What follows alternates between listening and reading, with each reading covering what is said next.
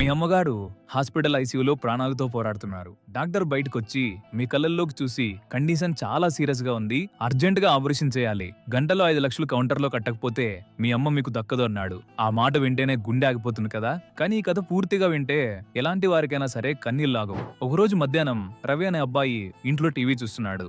Kitchen లో వంట చేసిన వాళ్ళ అమ్మ లక్ష్మి ఒక్కసారిగా రవి అని పిలిచి కుప్పకూలిపోయింది. రవి పరిగెత్తుకుంటూ వెళ్ళాడు. అమ్మ నోట మాట లేకపోవడంతో కంగారుగా ఆటోలో హాస్పిటల్కి తీసుకెళ్లాడు. ఐసీయూ నుండి డాక్టర్ బయటకొచ్చి, రవి, మీ అమ్మగారికి మేజర్ హార్ట్ అటాక్, అర్జెంటుగా ఆపరేషన్ చేయాలి, గంటలో 5 లక్షలు కౌంటర్లో కట్టాలి, లేకపోతే మీ అమ్మను మేము కాపాడలేం అన్నాడు. ఆ మాట వినగానే రవి కాళ్ళ కింద భూమి కంపించింది. జల్సాల కోసం ఖర్చు చేయడమే తప్ప రూపాయి సేవింగ్స్ లేవు. జేబులో చూస్తే 100 రూపాయలు కూడా లేదు.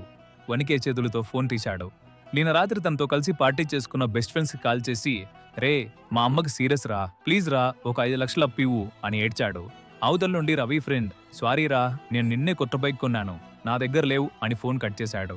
పూణేలే అని తనను బాగా పొగిడే బంధువులకు మామయ్యలకు కాల్ చేశాడు. ఒక్కడు ఫోన్ లిఫ్ట్ చేయడు. ఇంకొకడు బిజీగా ఉన్నాను, తర్వాత చేస్తా అంటాడు. మరొకడు, నువ్వేమైనా సంపాదిస్తున్నావరా, నీకు అప్పు ఇవ్వడానికి, నా దగ్గర లేవు అని ముఖం మీదే చెప్పేశాడు.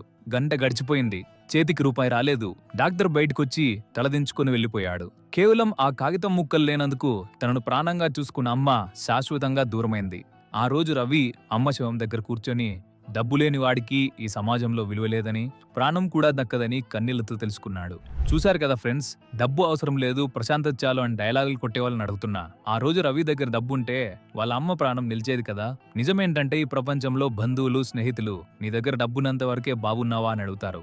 అదే డబ్బు లేకపోతే కనీసం ఫోన్ కూడా లిఫ్ట్ చేయరు. ఇంకా ఎన్నాళ్ళు ఆ కంఫర్ట్ జోన్ లో పడుకుని ఉంటారు. ఇంకా ఎన్నాళ్ళు నాన్న సంపాదన ఉందిలే అని టైం వేస్ట్ చేస్తారు. రేపొద్దున మీ ఇంట్లో ఇలాంటి పరిస్థితి వస్తే మీరు ఎవరి కాళ్ళు పట్టుకుంటారు? లెగండి, ఆ కంఫర్ట్ జోన్ నుండి బయటకు రండి. కష్టపడి రక్తాన్ని చెమటగా మార్చి డబ్బు సంపాదించండి. అవసరానికి కాదు, ఆపదొస్తే ఆదుకునేంతగా సంపాదించండి. ఎందుకంటే డబ్బు ఉంటేనే గౌరవం, డబ్బు ఉంటేనే ప్రాణం. ఈ కథ మీకు కళ్ళు తెరిపిస్తే, మీ లైఫ్ లో మీరు సక్సెస్ అవ్వాలి అని ఫిక్స్ అయితే దయచేసి ఈ వీడియోని లైక్ చేసి ప్రతి ఒక్కరూ కామెంట్ బాక్స్ లో ఐఆమ్ రెడీ అని కామెంట్ చేయండి. మీ బెస్ట్ ఫ్రెండ్స్ కి వీడియోని షేర్ చేసి వాళ్ళను కూడా నిద్రలేపండి. అండ్ ఇలాంటి మరిన్ని అవేర్నెస్ మరియు మోరల్ స్టోరీస్ కోసం ఇప్పుడే మన ఆర్య ఛానల్ ని ఫాలో అవ్వండి.